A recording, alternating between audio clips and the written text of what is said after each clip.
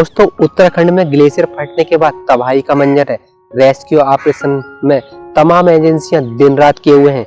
जल प्रलय की वजह को लेकर कई तरह की बातें सामने आ रही हैं। ऋषि गंगा पावर प्रोजेक्ट और बन रहे डैम पर उंगलियां उठा रहे हैं। वहीं ये भी कहा जा रहा है कि ये कुदरत का कहर है और इंसानी गतिविधियां जिम्मेदार नहीं है। लेकिन तपोवन के रेड़ी गांव के कुछ लोगों का कहना है कि 1965 में एक सीक्रेट मिशन के दौरान नंदा देवी में रेडियो एक्टिव डिवाइस खो गई थी और इससे पैदा हुई गर्मी की वजह से ग्लेशियर फटा। भारत की ऊंची चोटी नंदा देवी पर्वत है। यह भारत की दूसरी सबसे ऊंची चोटी है और यह समुद्र तल से 7,800 फीट ऊंची है। 1965 से इन चोटियों में एक राज दफन है जो इंसान के लिए विनाशकारी आशंका को बार बार जिंदा करता है। बात उस समय की है जब शीत युद्ध का दौर था और उस वक्त दुनिया दो ध्रुवों में बटी हुई थी। उस समय भारत और अमेरिका ने एक अभियान चलाया था। चीन की परमाणु गतिविधियों पर नकेल कसने के लिए सीक्रेट मिशन शुरू हुआ था। चीन पर निगरानी के लिए अमेरिका ने भारत से मदद मांगी। कंचनजंगा पर खुफिया डिवाइस लगाने का प्लान बनाएगा, लेकिन भारतीय सेना ने जब इसको टेढ़ी खीर बताया तो इसको 25,000 फीट से ज्यादा ऊंचाई पर स्थित नंदा देवी पर रेडियो एक्टिव डिवाइस लगाने का फैसला हुआ। इस मिशन में लगभग 200 लोग शामिल हुए थे।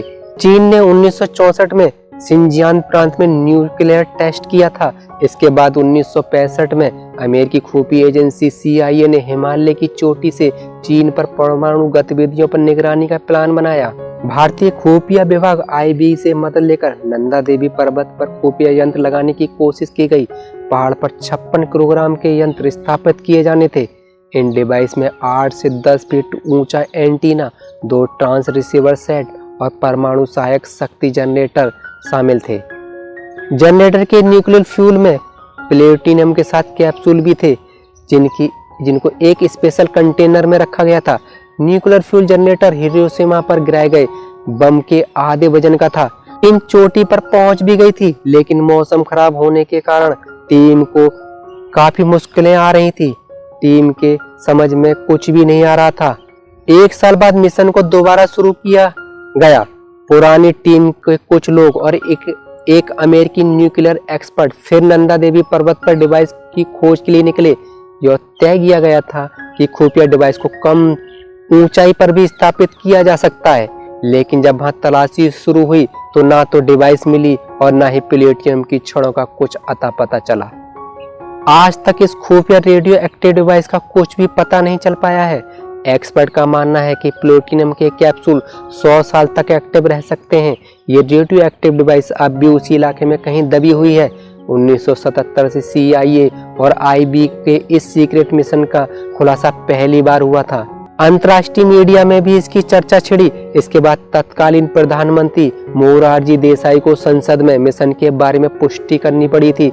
इसके बाद से लगातार बहस चल रही है कि हिमालय में किसी तरह के रेडियो एक्टिव डिवाइस का इस्तेमाल नहीं होना चाहिए, क्योंकि यह कभी भी किसी विशाल आपदा को जन्म दे सकती है। अब रेड़ी गांव के लोगों ने आशंका जाहिर की है कि 1965 में नंदा देवी में खो चुकी रेडियो एक्टिव डिवाइस से उत्पन्न हुई गर्मी से ग्लेशियर फटा। ऐसे में इस बात को बल मिल रहा है कि कहीं 1965 की वो खुफिया मिशन इस जल प्रलय का जिम्मेदार तो नहीं है। दोस्तों, मैं आप लोगों के लिए एक छोटी सी जानकारी लाया था। आपको यह कैसी लगी आप प्लीज मुझे कमेंट करके जरूर बताइएगा। थैंक यू, धन्यवाद।